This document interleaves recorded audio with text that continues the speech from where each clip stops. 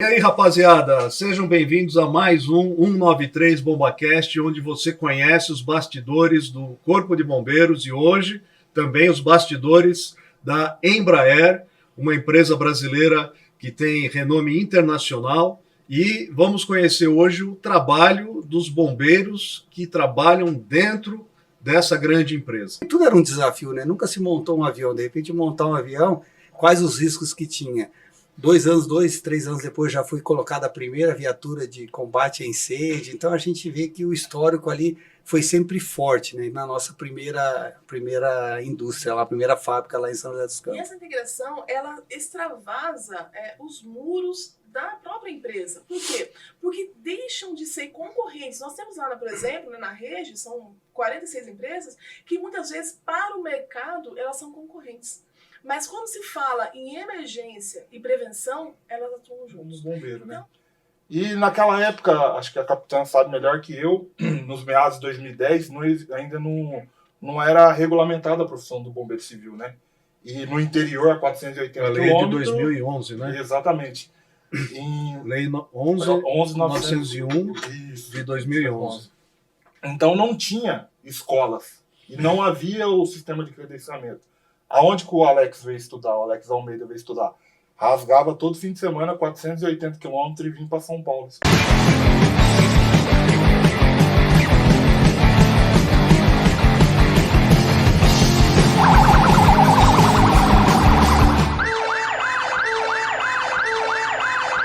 Então, ao final do ano, se ele não cumprir o que está previsto, ele perde dinheiro.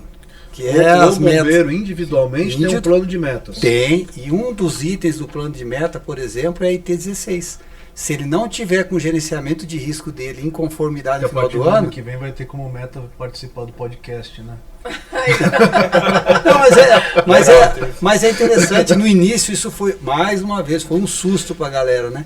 Pô, mas não sei, ao final do ano tu tem que entregar o relatório com o teu gerenciamento de risco da sua área em conformidade. Quando tu cria, usando, por isso que eu falo a importância de usar as ferramentas, né, na visão de negócio, porque às vezes tu implanta, mas cadê a manutenção? Há uma tendência disso ir perdendo. Aí a gente pegou essa ferramenta e implantou. Hoje todo mundo já entendeu, até o bombeiro novo que entrar amanhã, ele já vai saber, ó, esse aqui vai ser a sua meta, então vai cuidar do seu fininho lá, né? Vai cuidar do seu prédio. Me dá um exemplo assim de um conjunto de metas individuais de um bombeiro. Então vamos lá. Primeiro, é igual para todos, né? A gente tem um parâmetro lá. É feito 4 ou 5 metas durante o ano e essas metas são medidas ao longo do ano.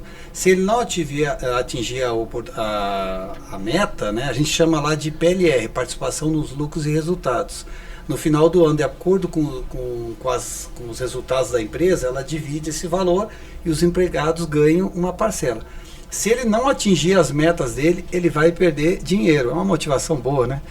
Então, ele tem esse atrativo. Então, as metas, mais ou menos o grupo, ele se baseia assim: garantir que a edificação dele esteja em conformidade com todos os requisitos legais, administrando, fazendo o gerenciamento de risco. Então, ele tem que garantir que aquela área lá esteja com todos os requisitos em conformidade. Esse é um ponto. O outro ponto também que é um diferencial, todo ano o bombeiro passa por 2 avaliações técnicas. Ele tem que tirar uma nota mínima 7, senão ele vai perder dinheiro. Então, e essa prova técnica é o que a capitã falou, é de todo o sistema de incêndio nosso. Vamos lá, tu tem que mexer na bomba, tu tem que fazer isso. Então, os nossos líderes vão lá e aplicam esses testes. Se ele não atingiu a pontuação mínima, vai perdendo dinheiro. Isso é super importante. Eu já participei, quando estava na ativa, né? Agora já sou veterano. Eu já participei de simulado em plantas importantes que o bombeiro civil não sabia nem onde ficava o registro de recalque. Não sabia onde acionava o teste de sprinkler. Né? E aí é complicado, né? Isso vai na avaliação e o que é legal, não é nada assim surpresa. Quando a gente faz esse tipo de avaliação, ele já fica sabendo 2 meses antes. Ele pode estudar, ninguém tá ali. O objetivo é que todos saibam operar. Se ele tiver o resultado melhor, obviamente, ele vai ganhar, né, o dinheiro a mais ali. Além disso também, nós temos uma outra meta que é bem diferente, eu não sei, algumas empresas não aplicam. Deixa eu só perguntar, que passou pela cabeça agora. Nessa avaliação anual tem teste físico? É isso que eu ia falar. O outro ponto é o TAF. como eu já fui militar, eu fui oficial do Exército, eu acabei trazendo um pouquinho... Para quem não sabe, TAF é teste de aptidão física. Eu acabei trazendo esse conceito.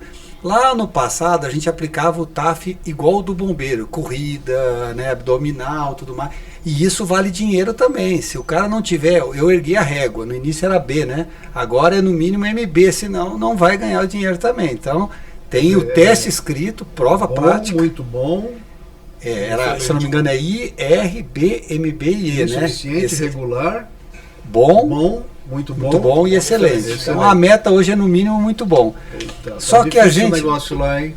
Só que a gente foi inovando, né? A gente mudou o TAF. Agora o TAF já não é mais o modelo antigo, agora é com a roupa de aproximação. Então a gente não é corrida, mas a gente fez um circuito para que o bombeiro possa ter. Ele tem que estar adaptado, né? Com a roupa, com o cilindro. Então a gente criou algumas avaliações físicas. Nosso pessoal já fez esse teste lá deles alguma vez? Não, nós não fizemos um teste dele, mas como temos os nossos, temos os treinamentos juntos. Vai treinando o pessoal aí. Vai treinando o pessoal aí. Mas a natação ainda tá ali, ó. A natação eles até pararam de fazer a prova, porque a gente estava chegando ali no nível. Não, mas o objetivo do TAF, né, e da avaliação técnica, claro que tem essa mensuração, tem essa medida, né, para que a gente tenha o controle. Senão a gente não cria indicadores. Tudo isso aí são indicadores que a gente vai mostrando para a empresa que o nível dos nossos bombeiros estão bem, tanto fisicamente como tecnicamente.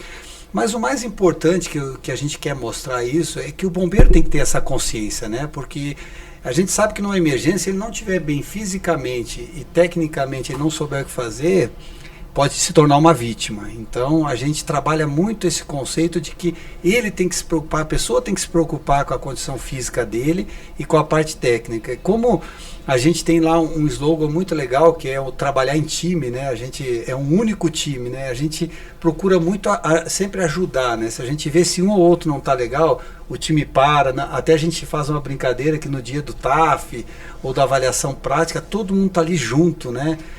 Vamos lá, apoiando, porque o objetivo é assim, um vai depender do outro.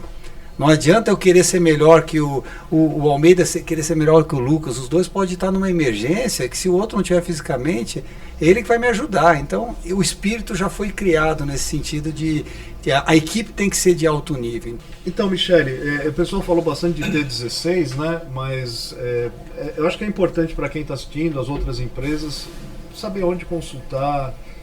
Fala um pouquinho disso aí pro pessoal. Todas as normas do Corpo de Bombeiros de São Paulo são bem acessíveis, né, pela internet, no site do Corpo de Bombeiros, www.corpodebombeiros.sp.gov.br. Lá tem toda a legislação. Tem todas as instruções técnicas, aqui de 1 a 44, e cada instrução técnica é um assunto específico. E a 16 fala de gerenciamento de risco. Uma outra ferramenta também é o aplicativo. Se eu jogar no Play Store Corpo de Bombeiros de São Paulo, você pode baixar, onde tem toda a legislação, não só a atual, como também as anteriores. E facilmente, né, de acesso ao celular. E aí a gente estava conversando, né, sobre ferramentas de gestão. Lá na IT16, até no item específico 6.2, ele fala algumas sugestões, como por exemplo, checklist, RASOP, árvore de falhas, diagrama lógico de falhas. Então assim, tem ferramentas de gestão, de gerenciamento de risco para ser aplicada aí nas indústrias e nas empresas. Justamente isso, tem um gancho que o capitão Michel comentou. Essa ferramenta da IT16, quando no COB, a estrutura do COB decidiu tirar isso do papel e materializar isso daí no chão de fábrica. Como que nós iríamos implementar isso? Então, teoricamente, a gente montou no nosso sistema de SharePoint um checklist, o que nós deveríamos verificar. Hoje, a matriz onde iniciou todo esse trabalho é uma área de 320 mil metros quadrados. Caramba! E um turno de bombeiros aí, vamos dizer assim, de 17 a 19 bombeiros. Como que eu vou dividir 154 edificações numa área de 320 mil metros para 19 bombeiros? Nossa, ou seja, então, é tarefa para super-herói, hein? Então foi um trabalho assim de pensar o que esses bombeiros vão verificar, a quantidade de prédios que vai ficar para cada bombeiro, qual seria a entrega deles, o tempo de verificação nesse local, não só a verificação, mas também as tratativas dos problemas que eles encontraram naquele local. Então, assim, é um trabalho a campo mesmo que foi desenvolvido. o Rocha comentou, o PDCA, nós iniciamos o planejamento disso daí, depois teve as manutenções dessa ferramenta de ir a campo mesmo, dar o suporte. Eu imagino que vocês tiveram que fazer pesquisas, conversar com os funcionários, com os outros gerentes de outras... Isso foi fácil fazer isso? Não foi. O próprio benchmarking, não somente no nosso chão de fábrica, mas ir também conhecer outras empresas, como que eles executavam essas ferramentas, como que fazem os testes dos sistemas, trazer os fornecedores, como que eles fazem essa aplicabilidade de testes, porque assim, o que você vê hoje na legislação do Corpo de Bombeiros do Estado de São Paulo, teoricamente, sistema de espuma, sistema de garrafa de CO2, o que você vê escrita no papel hoje, teoricamente nós temos isso hoje em chão de fábrica. Eu breve comentei, mas assim, quando o bombeiro ele faz um curso de formação, ele tem uma base teórica. Mas assim, não somente uma unidade de negócio que o COB ele é hoje, mas também uma universidade. Se ele se empenhar ali dentro, ele vai ter uma gama de estudo e aprendizagem fora da curva. Porque ele vai ter a operação de poder conhecer um sistema de garrafa CO2, o sistema fixo de espuma, a operação, como funciona, desde uma sirene a ser disparada num local de fábrica, até mesmo a atuação lá dentro do hangar. Então isso faz toda a diferença. E tem sim uma preparação desse bombeiro, essa capacitação, para que ele execute essas ferramentas e comece a dar um retorno para a empresa, que é onde entra a parte do unidade de negócio que o Rocha comentou. Eu vejo que tem assim, uma interface, né? Eu tenho percebido que tem duas áreas de conhecimento que precisam se aproximar, né? Tem a área das normas técnicas, né? As NBRs, instruções técnicas, e tem a área da atividade operacional dos bombeiros, né? No meio disso existe uma área de conhecimento que envolve gestão, né? E isso é pouco explorado aí nas escolas de bombeiros que a gente tem fora. E assim, no Brasil ainda são profissões que não tem muita regulamentação, né? A gente não tem o engenheiro de segurança contra incêndio, a gente não tem, né, o chefe de bombeiro formalizado, né? Precisamos caminhar para isso, né? Mas você está falando de uma coisa que envolve uma categoria que é extremamente importante no Brasil, que é a categoria do bombeiro civil, né? Quer dizer, tudo isso que você está falando, essa implantação da IT-16, só foi possível graças ao trabalho de muitos bombeiros civis, né? Que atuaram lá, né? E acredito que eles tiveram que ser, né, Rocha, capacitados previamente para isso. Sim. Né? Teve toda uma preparação, todo um treinamento. É que ele falou, não dá para te botar o pessoal para jogar se a gente não treinar, não preparar, porque senão tu tem um retrabalho, né? E pegando esse gancho, uma coisa que é importante quando a gente fala em gerenciamento de risco, porque qual é o fim disso? Onde é que a gente vai ganhar com isso? A gente vai proporcionar para a empresa a questão da continuidade dos negócios. Porque no momento que tu gerencia o risco da tua empresa, que tu garante que tu não tenha uma ocorrência, tu não vai ter impacto no processo produtivo. Então isso a gente começou a mostrar para a empresa. Quanto mais eu tiver segurança, quanto mais eu trabalhar na prevenção, mais eu vou garantir que tu vai ter continuidade de negócio. A gente até brinca agora que nós estamos chegando na fase do final do ano e a gente tem que entregar avião até o dia 32 de dezembro. Quer dizer, é uma coisa insana, né? Então, graças a Deus as metas estão conseguindo. Até ontem acabou chegando 2 motores lá. Quantos aviões em média a Embraer entrega por ano? Depende, cada ano tem um pedido, tem uma forma, isso varia muito. Nesse ano aqui, qual foi o pedido principal? É aquilo que eu falo, nós temos vários segmentos, né? A Embraer hoje ela tem várias frentes, né? Nós temos aviação comercial, a área de defesa, a área de aviação executiva, então são várias unidades, né, negócio. A Embraer também ela também fabrica aviões de combate. Sim. Isso, hoje nós temos lá na unidade de Gavião Peixoto, em Araraquara, a área de defesa, onde nós temos lá o KC-390, nós temos o Super Tucano, lá tem uma parte da área militar e também nós temos lá a aviação executiva. Uma curiosidade, lá em Gavião, nós temos a maior pista da América Latina, que chega em torno de quase 5 quilômetros de extensão. Já é feita para... de decolagem. É feita para ensaios mesmo. Esses ensaios no passado eram feitos até fora do país. Hoje a gente consegue fazer vários ensaios lá que são bem diferentes, né? Não é simplesmente um pouso e uma decolagem, né? São ensaios para testar a aeronave, né? Então isso é bem diferente um pouquinho do que o mercado pratica, né? Agora, vamos falar um pouquinho da vida de vocês, né? O bombeiro civil, na grande maioria, vai enfrentar uma emergência uma vez ou outra, né? Não é como o bombeiro público militar que todo dia está indo para uma emergência, porque, enfim, o número de sinistros em termos públicos é muito grande e nas empresas vocês trabalham para que não aconteça sinistro, né? Então o próprio bombeiro civil ele está ali mais trabalhando na prevenção, na manutenção de equipamentos, na verificação de se os equipamentos estão funcionando ou não, para evitar que aconteça o sinistro. Então é natural que o número de emergências que o bombeiro civil atende seja muito menor. Mas vocês já chegaram a atender emergências? Sim. Mas Conta um pouco disso aí pra gente. a experiência nossa hoje, assim, a atuação na parte de emergência, ela é bem viva também, porque vim fazer parte da RINEM, que é a Rede Integrada de Emergência, nós temos o chamado via 193 e também a da RINEM para nós dar esse suporte nas situações de emergência.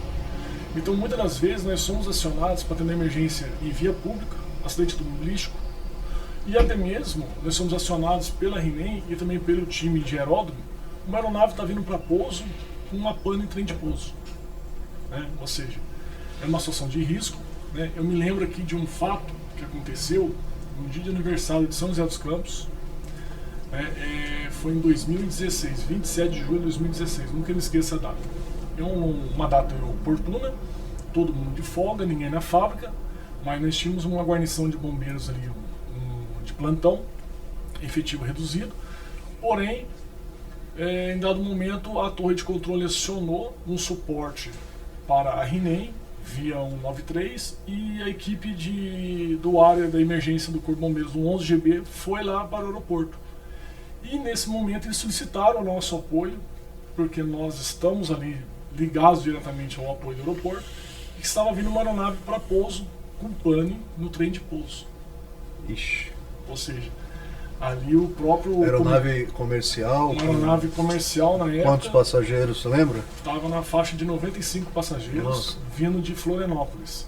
Era para fazer um pouso em Guarulhos, porém pela quantidade pela quantidade de pouso de decolagem, o alto volume que há no aeroporto de Guarulhos, automaticamente ele designou para São José dos Campos.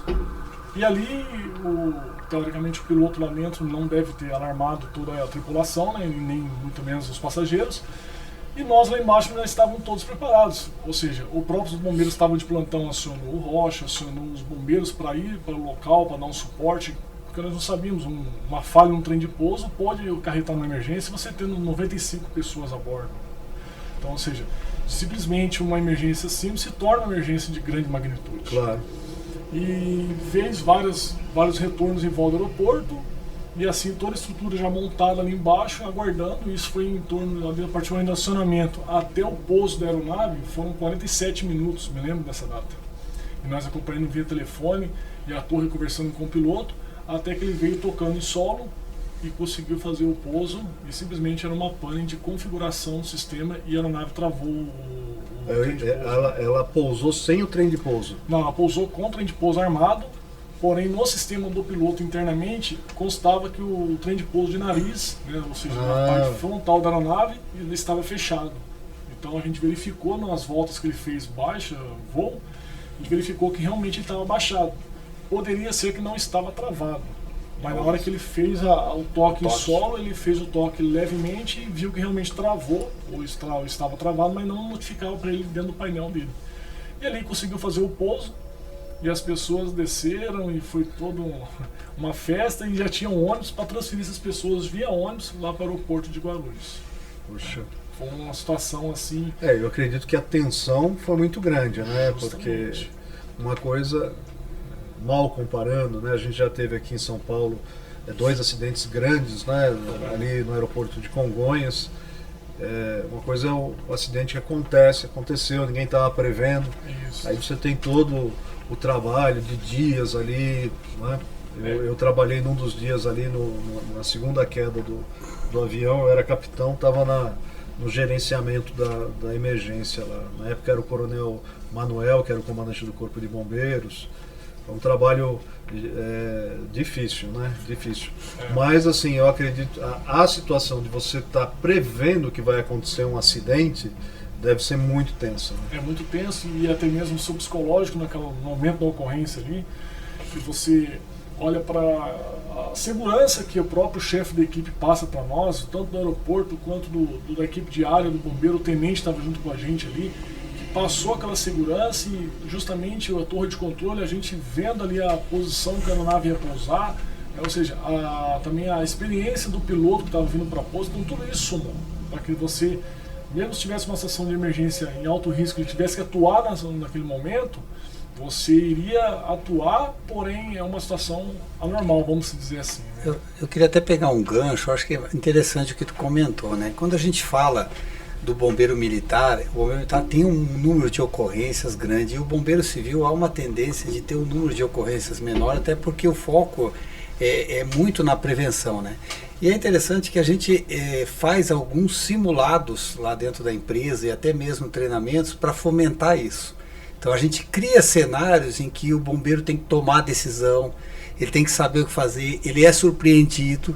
E é a forma que a gente tenta fazer com que a pessoa se prepare para uma emergência. Porque é o que tu falou, seja tu está de stand-by para atender emergência ou até mesmo tocando o alarme, como é que a gente sabe que a pessoa está preparada se aquilo ali é uma coisa que ocorre esporadicamente, não, né, quase que diariamente. Então, é interessante essa tua pergunta. Eu não sei como é que o pessoal trabalha muito aí fora, mas lá dentro da empresa a gente realiza muito esse trabalho, simulados práticos, simulados de mesa, para ver se o bombeiro sabe qual é a decisão que vai tomar, o que tu fazia agora, porque isso que o Lucas falou é interessante, né? Quanto mais tu se prepara o lado psicológico também, né? Na hora ali, por mais que a tua adrenalina esteja alta, tu consegue administrar a adrenalina e falar, opa, eu não posso nem correr demais, nem correr de menos. A gente né? mesmo nunca sabe como a gente vai reagir diante de uma situação real, né? Se a gente não tem essa vivência, pode acontecer, bom, você tem todo o conhecimento teórico, você já fez vários treinamentos, mas quando chega uma situação real, o impacto psicológico, a adrenalina, né? Que a gente, às vezes a pessoa trava. E trava aqui dentro, né? Aí todo aquele conhecimento que ela adquiriu fica bloqueado. A pessoa não sabe o que fazer na hora. Isso mesmo. E até mesmo nas ocorrências que a gente teve participação automobilística com o Corpo de Bombeiros, a experiência que nós... Vocês têm atendido, então, emergências junto com o Corpo de Bombeiros na via pública? Isso. Nós fizemos um suporte com eles, eu lembro uma ocorrência que eu participei com eles, de um ônibus na rodovia que é para Monteiro Lobato. Eles solicitaram apoio via RINEM, um ônibus que havia batido de frente com um caminhão na SP50. E a gente foi para lá com uma ambulância e uma viatura de resgate nossa, para dar o suporte. E assim, uma coisa é o que o senhor acabou de comentar. Uma coisa é você estar no treinamento, você tem barulhos, você está ali, mas você sabe que é um treinamento, você está se especializando ou colocando em prática aquilo que você deve se especializar. Você pode errar, né? Mas numa situação prática, você vê crianças chorando, mães chorando, fogo real, você não sabe se pode ocorrer uma explosão naquele local. Então, assim, a nossa referência na situação de emergência, sem sombra de dúvida, bombeiro militar, porque você vê ali a tensão no ar, mas você vê também a segurança, você vê a capacidade emocional, o psicológico da pessoa sendo trabalhado, e o próprio tenente está na frente daquela ocorrência, ou o capitão, o comandante está na frente daquela ocorrência ali, passando isso para nós e o que você deve fazer naquela situação de ocorrência. Então isso aí... Almeida, você já participou também dessas emergências fora da planta?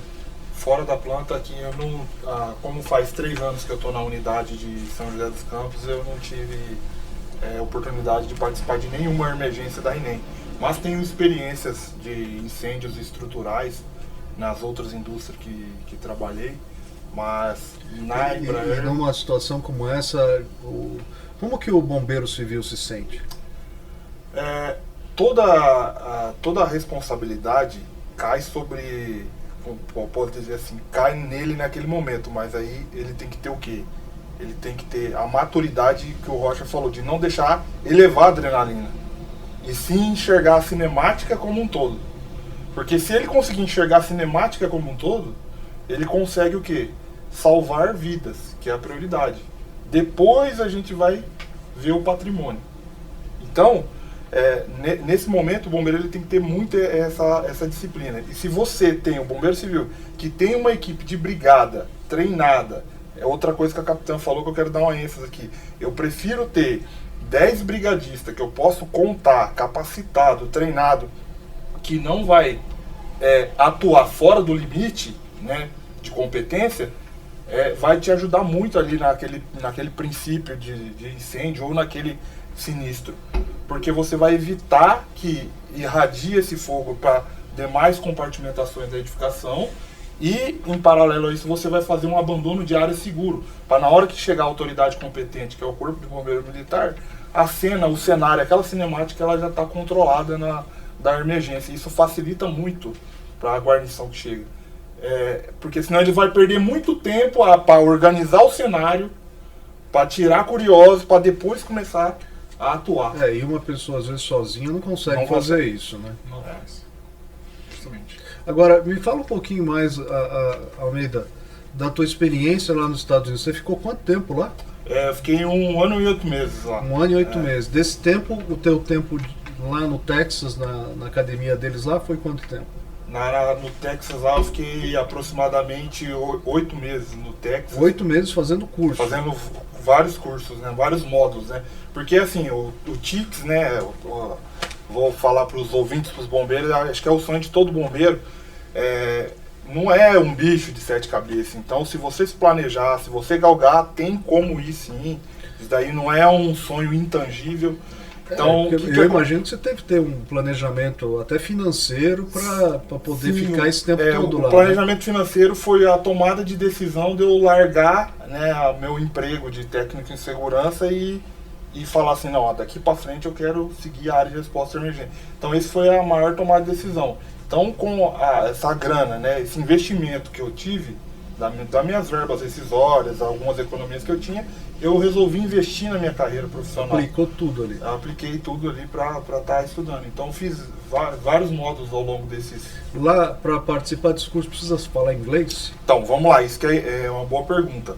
O módulo que é em julho, que é feito em julho, que é a Escola Anual de Bombeiros Hispânicos, então o que acontece?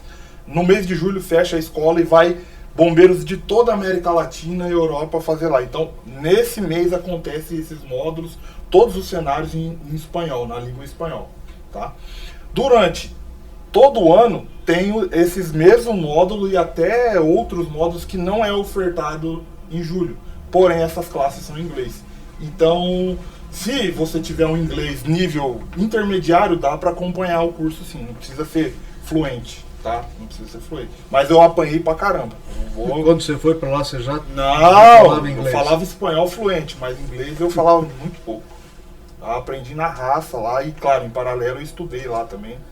Né? Fiz o College Community, que é uma escola de inglês em paralelo, né? Part-time, né? Trabalhava meio período e estudava, exatamente. Entendi. Quer dizer, você trabalhava também? Part-time, né? Porque você tem que ter o visto de estudo, né? Que te permite fazer você estuda meio período e pode trabalhar parte desse período aí, você pode... Então, quer dizer, o estudo era na academia de bombeiros. A parte de estudos era na academia. Na academia. E você também conseguiu trabalhar lá? Você tem que trabalhar fora. Faz os trabalhos simples, né? Ou de garçom, ou na construção civil, 4 horas, até 4 horas por dia. Você pode trabalhar para ajudar a manter. Mas olha, deve ter sido um desafio difícil, né? É o que eu falo, só eu e minha esposa, sabe? Você já era casado? Eu era noivo. Era noivo. Eu era noivo e ela ficou no Brasil e eu fui.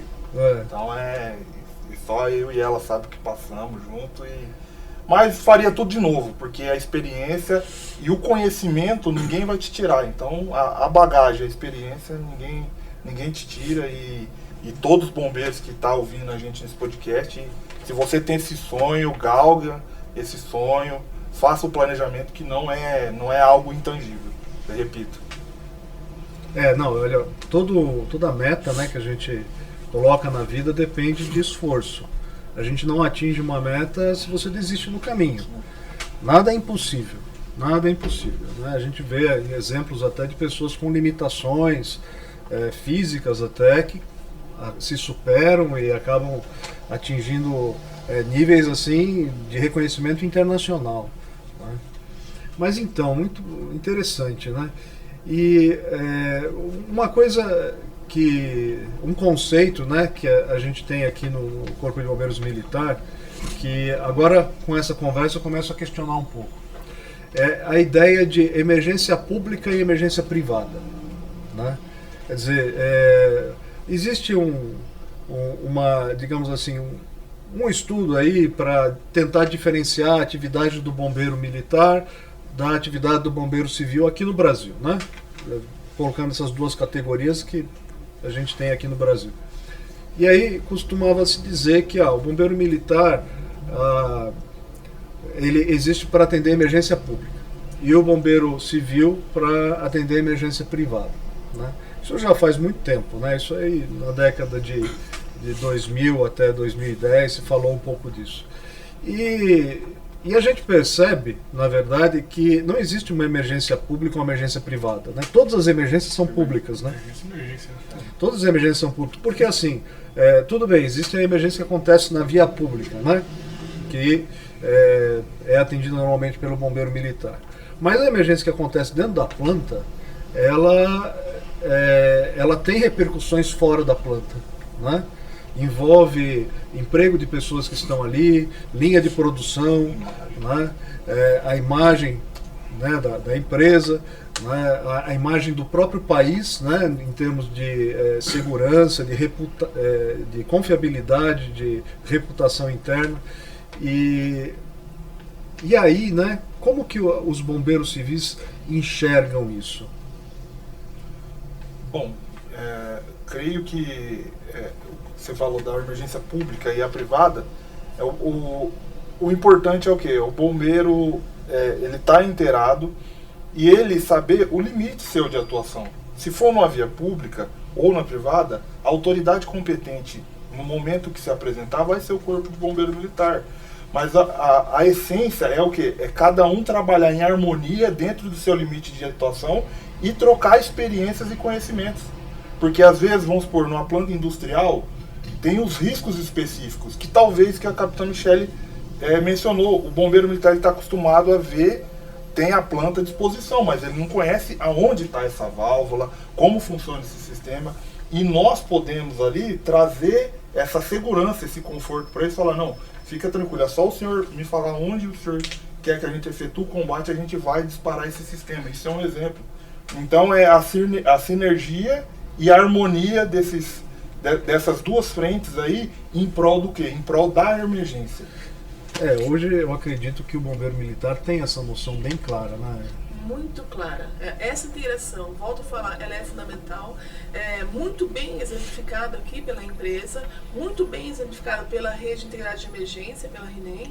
Não existe qualquer tipo de concorrência, existem legislações a respeito, existe a Constituição Federal, né, que nos dá a competência pelo artigo 144, então o Corpo de Bombeiros Militar, ele é competente sim para o gerenciamento, né, para tomar decisões desse tipo de ocorrência, mas existe um comandamento conjunto. A atuação do bombeiro civil, bombeiro militar na hora de emergência, ela sim, ela funciona, desde que coordenada e como muito bem explicou, né, o Almeida, cada um dentro da sua competência. Um case de sucesso, uma ocorrência que acabou até extravasando, né, as competências do Estado de São Paulo, foi a ocorrência da Alemoa. Eu não lembro o ano exato que ocorreu um incêndio em Santos, na Alemoa, mas houve um grande incêndio num parque de tanques. Extravasou a competência da empresa, extravasou a competência do porto, o porto parou. Nós acionamos através da rede integrada do Vale do Paraíba, uma das empresas que mandou o caminhão especializado para a região. Tinham centenas de bombeiros militares e bombeiros civis atuando em conjunto para aquele atendimento. E cada um dentro da sua competência. Então, o que não pode acontecer é durante uma emergência, incidente ou acidente, batendo na cabeça. Disputa, né? Qualquer tipo de disputa, não. Cada um, nós temos as legislações federais, estaduais, que regem, né, a competência de cada um. E dentro dessa competência, a gente trabalha em conjunto. Inclusive, eles estavam falando aqui, até nos bastidores, que já chegaram até a atender emergências de fogo florestal, né? Isso de florestal. Foi um apoio vindo da RENEM mesmo. E como que funciona esse apoio? A ligação cai para o Corpo de Bombeiros, o 193, isso lá no Vale do Paraíba. Nós temos uma rede de comunicação com essas empresas e se a localidade é próxima à empresa, a gente já aciona para que eles vão nos apoiar, eles vão com um caminhão e com homens e apoiam a gente no combate a incêndio. Mas existe algum treinamento prestado pelo Corpo de Bombeiros para a atividade deles nessa atuação conjunta? Sim, nós temos constantemente simulados, né, com acidentes rodoviários, acidentes, com incêndios em edificações. Nós ministramos instruções, né? como, por exemplo, animais peçonhentos, né, que eu citei. Há um mês atrás a gente fez um treinamento sobre animais peçonhentos. Se a gente precisar atuar junto, né, um animal peçonhento dentro da Embraer, que nós vamos já aconteceu de aparecer um... Lá em Araraquara, lá é 2, 3 cobras por dia. Lá. É mesmo? O que é mais comum lá? Que tipo de cobra é mais comum? Lá a predominância é a urutu cruzeiro, né? E seguido dela a jararaca e cascavel. Mas o maior índice de incidência de captura é a urutu cruzeiro. Tem muitos, quase todo dia a gente pega, porque a gente montou a estrutura da empresa lá dentro de uma área, né, dentro de uma área de preservação de vegetação. Então aquilo lá fez com que todos os animais ao redor acabaram entrando ali na pista. A gente pega direto. E na instrução a gente mostrou qual é o EPI necessário, como proceder, como fazer. Então assim, a gente passou noções básicas que eles são aptos, né, no primeiro atendimento até a chegada da nossa viatura, se necessário for. Eu queria até pegar um gancho, Michele, que ela falou isso aqui, é uma coisa interessante, que ao longo do tempo a gente foi trabalhando essa maturidade, né?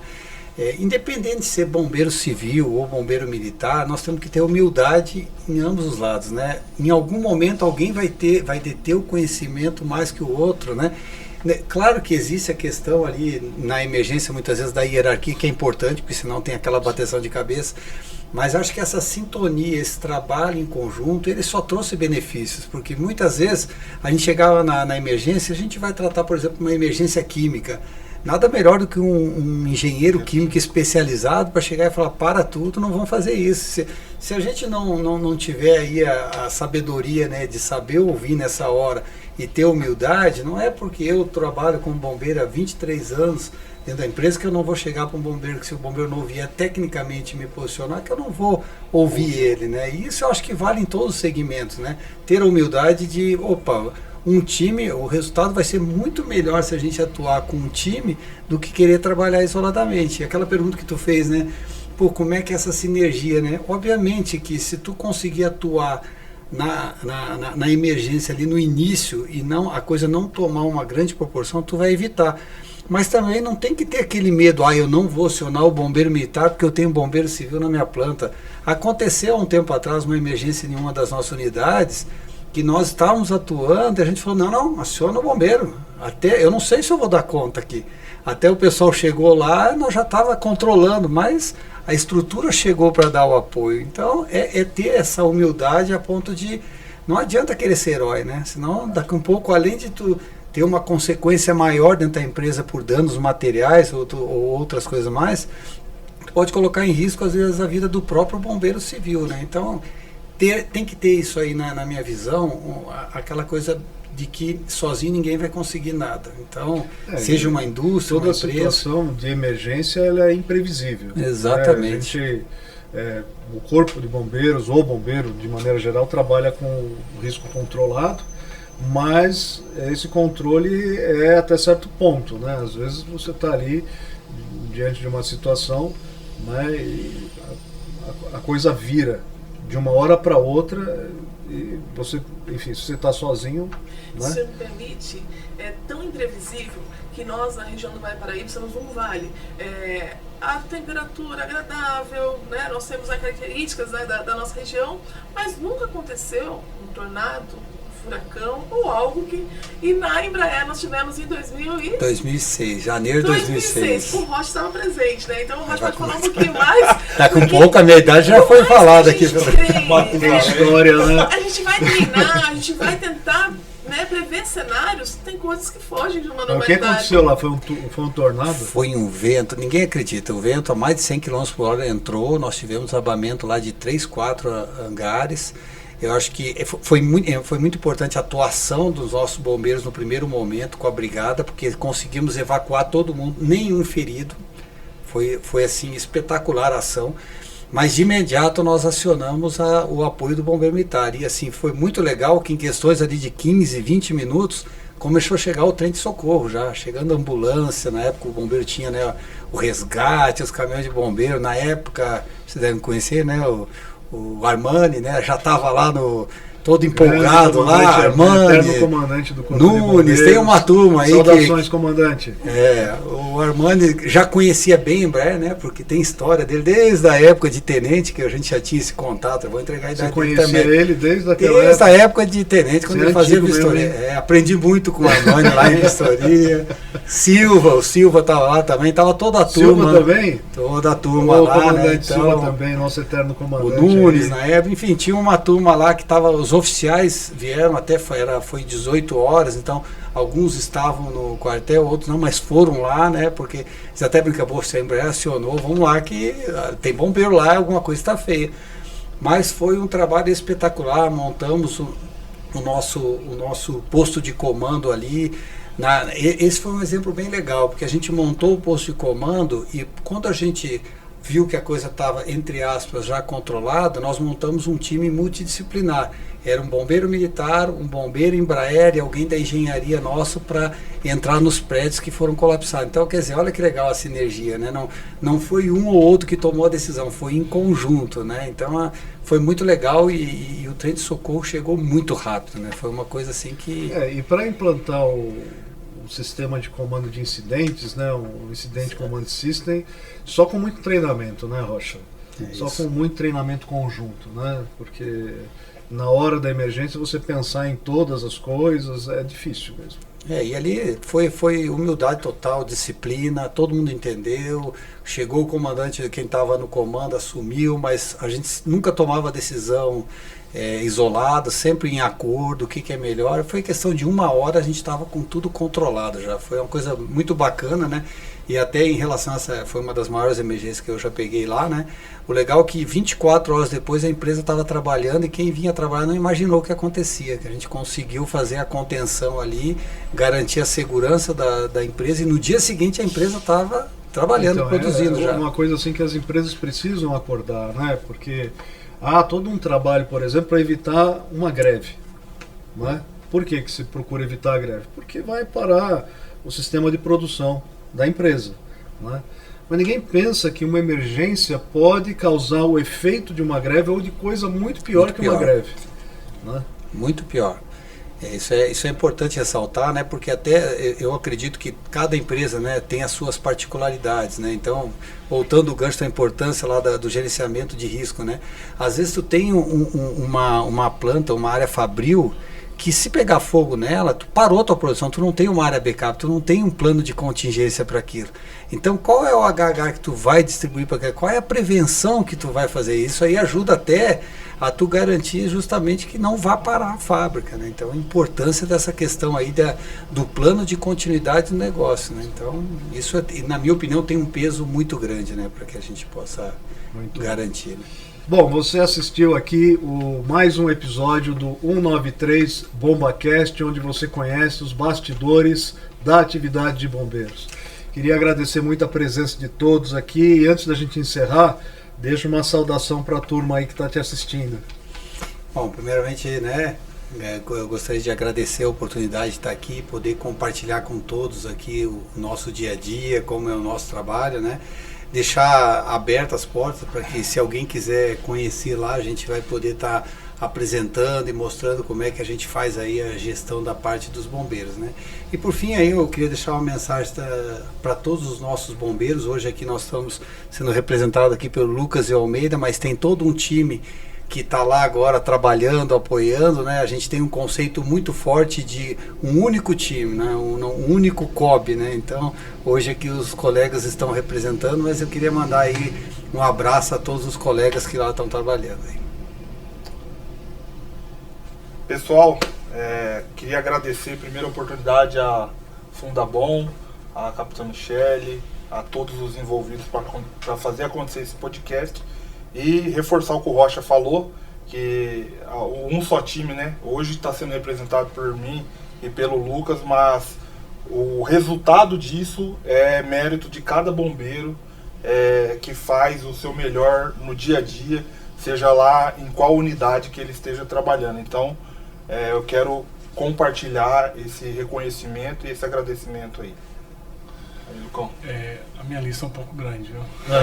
Eita. São pessoas que marcam nossa vida, né? Porque não é fácil você, como o Almeida bem colocou, deixar a família, muitas das vezes, para você estudar, especializar e se preparar, né, diante de uma situação de emergência, né?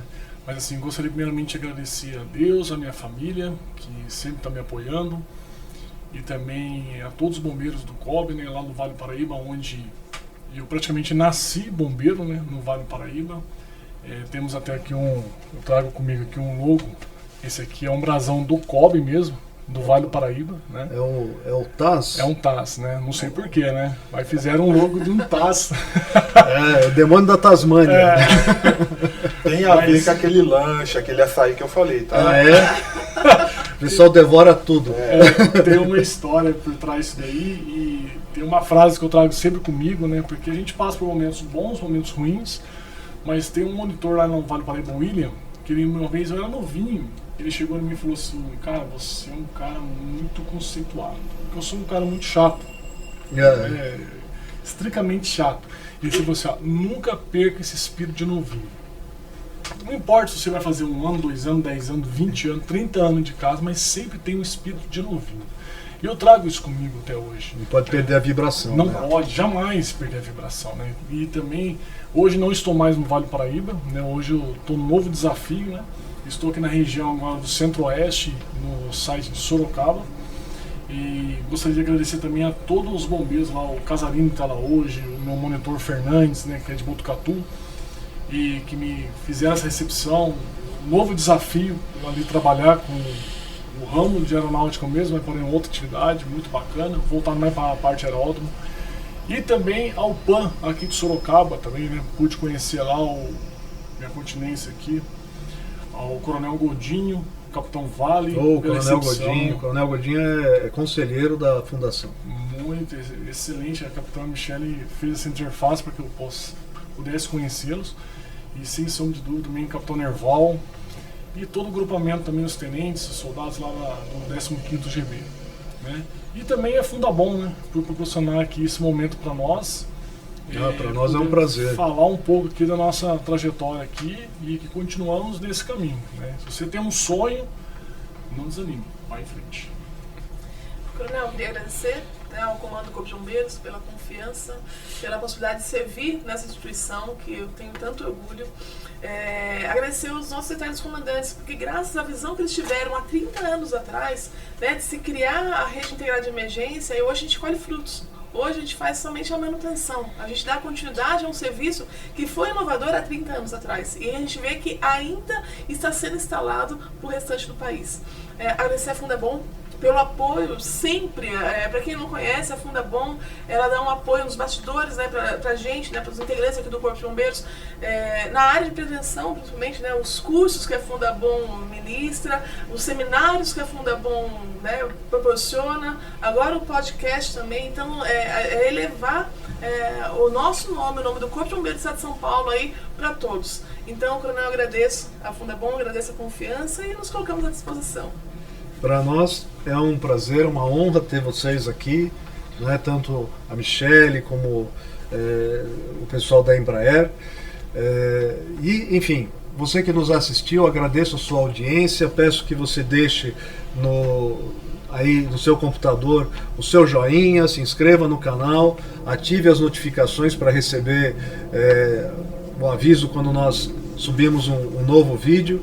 Colabore conosco nessa iniciativa de desenvolvimento da cultura prevencionista no nosso país. 193 BombaCast, onde você conhece os bastidores do Corpo de Bombeiros.